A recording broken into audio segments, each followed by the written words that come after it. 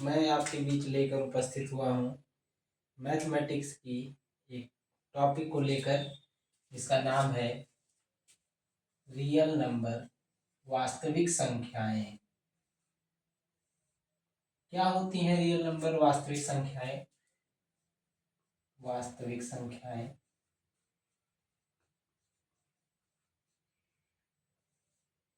इसके लिए हमें एक नंबर के बारे में समझना होगा कि नंबर कितने प्रकार के होते हैं। नंबर बेसिकली दो प्रकार के होते हैं, वास्तविक संख्या और काल्पनिक संख्या।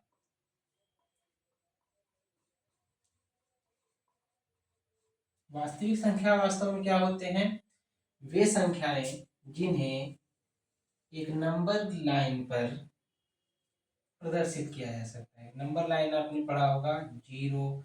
हम जैसे जैसे राइट साइड में पढ़ते हैं प्लस होने लगता है, जैसे +1, +2, +3, -1, -2, -3। इन नंबरों को जिन्हें इन रेखाओं पे प्रदर्शित किया जा सकता है उन्हें वास्तविक संख्या कहते हैं। ये वास्तविक संख्याएं वास्तव में एग्जिस्ट करते हैं। ये दो प्रकार की होती हैं। एक को हम लोग कहते हैं परिमेय संख्याएं और एक होता है जिसे कहते हैं अपरिमेय संख्या। परिमेय संख्या जिसे रेशनल नंबर कहा जाता है, अपरिमेय इरेशनल नंबर।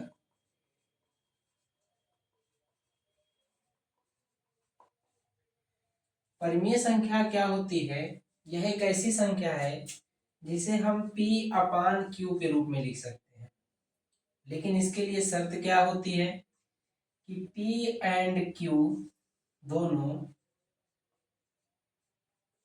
पूर्णांक होने चाहिए।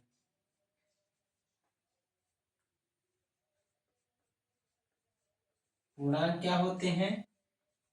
कंप्लीट नंबर्स कह सकते हैं इसे, होल नंबर, अर्थात 0, 1, 2, 3, 4, जिनके कोई भाग नहीं होते, संपूर्ण में होता है, उसे पूर्ण संख्या कहते हैं। यह इस तरीके से चलता रहता है, तो इसे हम लोग पूर्णांक कहते हैं। तो P और Q दोनों पूर्णांक होने चाहिए और Q का मान शून्य नहीं होना चाहिए। क्यों नहीं होना चाहिए शून्य? क्योंकि किसी भी संख्या के अपान में शून्य होने पर वह संख्या अपरिभाषित होती है। इसीलिए हम Q बराबर 0 नहीं रखते। Q बराबर 0 के अलावा कोई भी पूर्णांक हो और P भी कोई एक पूर्णांक हो, तो ऐसी संख्याओं को परिमेय संख्या कहा जाता है।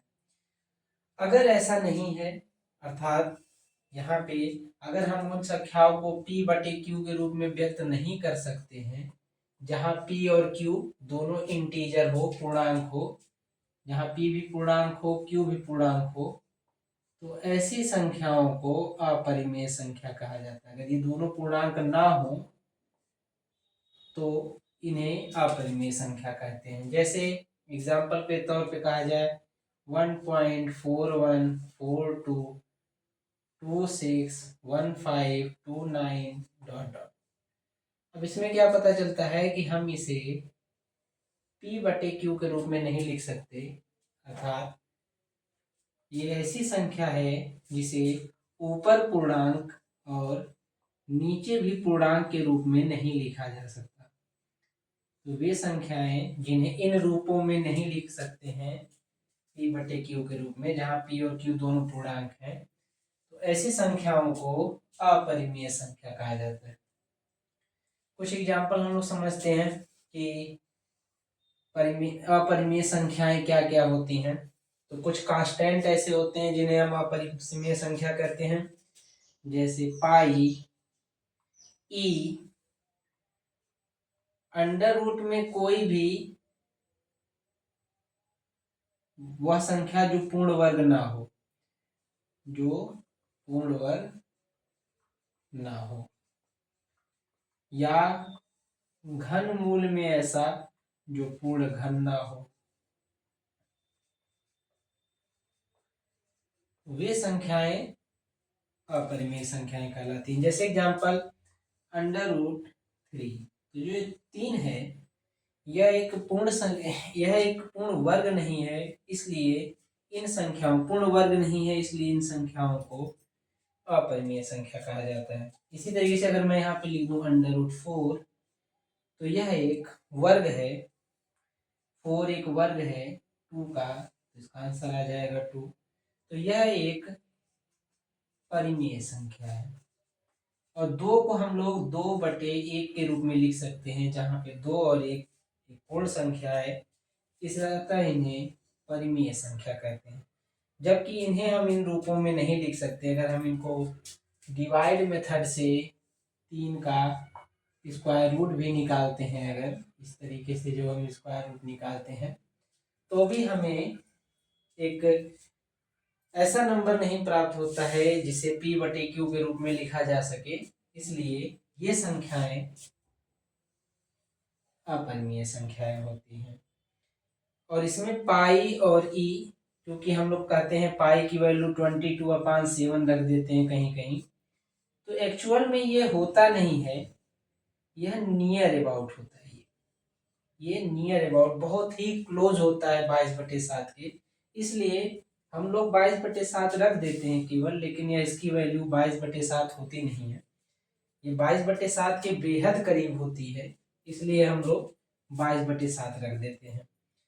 अतः आप लोगों को ये समझ में आ गया होगा अब कि परिमेय संख्या क्या होती है और अपरिमेय संख्या क्या होती है। अगर हम इसके एग्जाम्पल्स से समझें और परिभाषा के अनुसार समझें, तो चूंकि हमने ये बता दिया आपको कि p/q के रूप में अगर हम लिख सकते हैं, जिन्हें p, जहाँ p और q दोनों पूर्णांक हैं, तो वे परिमेय संख्या है। लेकिन अगर हमें ये पता करना हो कि वह दशमलव के रूप में लिखा हो और हमें पता लगाना हो कि वह एक परिमेय संख्या है या अपरिमेय संख्या है, उसके लिए हमारे पास क्या नियम होते हैं हम अभी समझेंगे।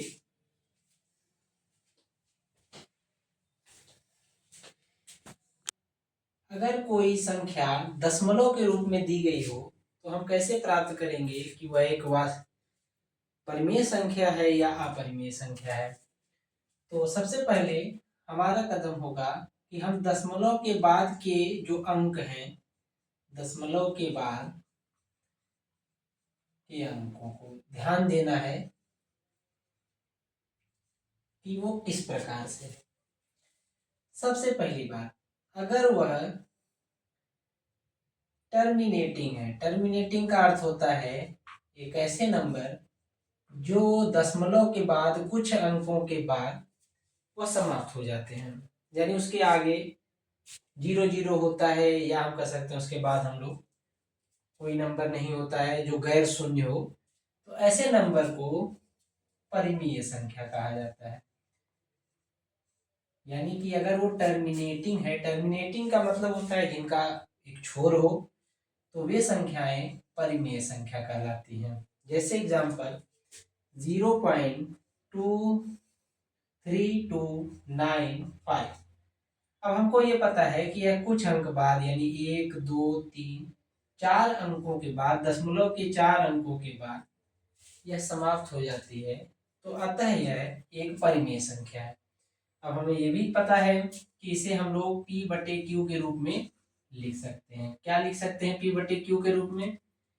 इसको हम लोग दशमलव को हमको पता है कि अगर हमें इसे दाहिनी ओर अगर मूव कराना है पूर्ण संख्या बनाने के लिए, तो हम इसे लिख सकते हैं अपान 1 2 3 4, तो 1 के बाद 4 0 बढ़ा देंगे हम लोग, यह लिखा जा सकता है। जहां पे हमें पता है कि यह भी एक पूर्ण संख्या है और यह भी एक पूर्ण संख्या है, तो अतः ये नंबर जो अंत में समाप्त हो जाते हैं, तो वे संख्याएं परिमेय संख्याएं होती हैं। दूसरी पहचान क्या होती है परिमेय संख्या की, कि अगर वो टर्मिनेट नहीं होते हैं, अर्थात तो ये आगे चल के खत्म नहीं होते हैं, तो ये बार बार अपने एक किसी प्रक्रम को या बार बार किसी अंक को या अंकों के समूह को दोहराते हैं, रिपीट करते हैं, तो वे संख्याएं भी परिमेय संख्या होती है। जैसे एग्जांपल 0.67 67 67 67 एंड सो ऑन। अब ये चीजें टर्मिनेट नहीं होती हैं, यानी खत्म तो नहीं हो रही हैं, परंतु इनमें 6 और 7 ये जो दो नंबर हैं, इनका बार बार पुनरावृत्ति हो रहा है, बार बार ये दोहराए जा रहे हैं। इससे हमें यह एक पता चलता है कि यह एक परिमेय संख्या है, जिसे P बटे Q के रूप में हम लोग व्यक्त कर सकते हैं। और इसे अगर हम लोग P बटे Q के रूप में व्यक्त करना चाहते हैं, तो इसका सिंपल सा मेथड मैं आपको बताने जा रहा हूँ कि हमको करना क्या है। हमको सबसे पहले ये देखना है, हम इन संख्याओं को कुछ मान लेते हैं, जैसे यक्स मान लेते हैं। और क्या करना है आपको, हमको ये देखना है कि कौन से अंक जो हैं, कितने अंक बार बार रिपीट होते हैं। जैसे अगर 2 अंक रिपीट हो रहे हैं, तो हम क्या करते हैं, दोनों पक्षों में 100 से गुणा कर देते हैं। अगर 3 अंक रिपीट कर रहे हैं तो 1000 से मल्टीप्लाई कर देंगे। 4 अंक रिपीट हो रहे हैं तो 10,000 से मल्टीप्लाई कर देंगे। अगर चूंकि हमको दिख रहा है यहाँ पे 2 अंक हैं जो बार बार रिपीट हो रहे हैं, तो इसे हम 100 से गुणा कर देंगे, तो 100x इक्वल्स हो जाएगा 67.676767 डॉट डॉट। अब चूंकि हमें पता है x की वैल्यू क्या है, 0.676767 डॉट डॉट। अगर हम इस संख्याओं में से इन संख्याओं को माइनस कर दें, यानी जो ऊपर का समीकरण है और जो नीचे का समीकरण है, अगर हम समीकरण 1 से समीकरण 2 को घटा देते हैं, तो हमें 100x में से x अगर घटाते हैं तो 99x प्राप्त होता है। और इधर से जब हम ध्यान देते हैं, तो ये संख्याएं, ये 7 से 7 चला जाएगा, 6 से 6, एंड इसके आगे की भी संख्याएं उसी तरीके से होंगी। तो ये संख्याएं दूसरे से कैंसिल आउट होती जाएंगी, घट करके 0 हो जाएंगी। हमको बस ये प्राप्त होगा 67।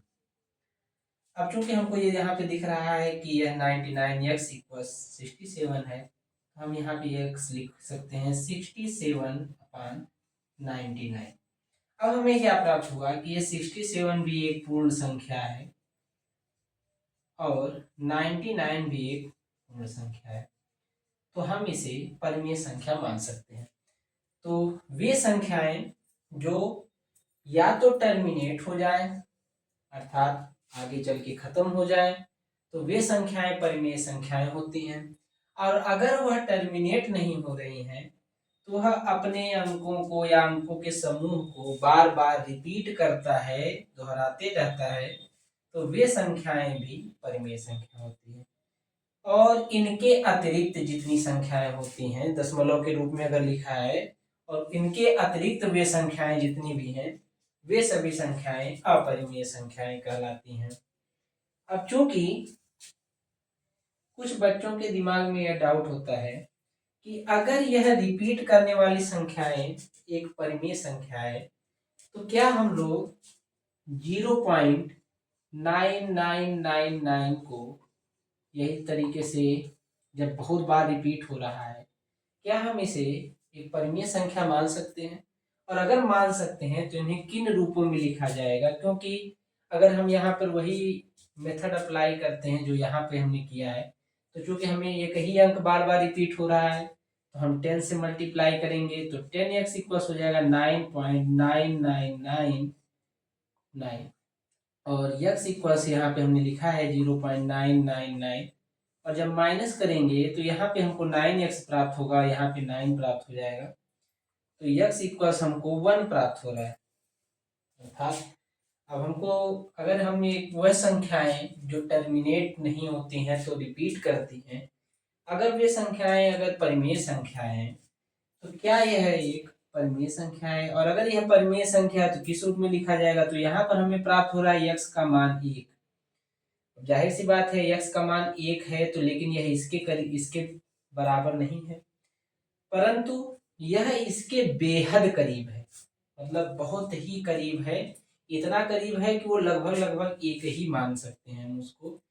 तो इस तरीके से ये भी संख्याएं, वास्तव में देखा जाए तो ये संख्याएं भी जो है एक्चुअल में ये नहीं है, परंतु अगर हम इसको इससे डिवाइड करते हैं तो यही चीजें हमें बार बार प्राप्त होती हैं, इसलिए इसे परिमेय संख्या कहते हैं।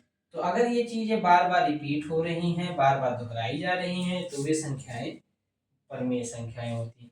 यह भी बेहद ही करीब है 1 के, लगभग लगभग यह 1 ही है, इसलिए जब हम इसे सॉल्व करते हैं, हल करने की कोशिश करते हैं, तो हमें x का मान 1 प्राप्त होता है, जैसा कि आपको दिख रहा है यहाँ पे कि x का मान 1 है। आगे हम लोग और भी एग्जाम्पल समझेंगे जो एक अपरिमेय संख्या और परिमेय संख्या में हमें भेद बता सकते हैं। कुछ एग्जाम्पल्स भी समझेंगे और कुछ हम प्रैक्टिस भी देंगे आप लोगों को, जो आप लोग इससे ये जान सकते हैं आसानी से कि क्या होती हैं परिमेय संख्याएं और क्या होती हैं अपरिमेय संख्याएं।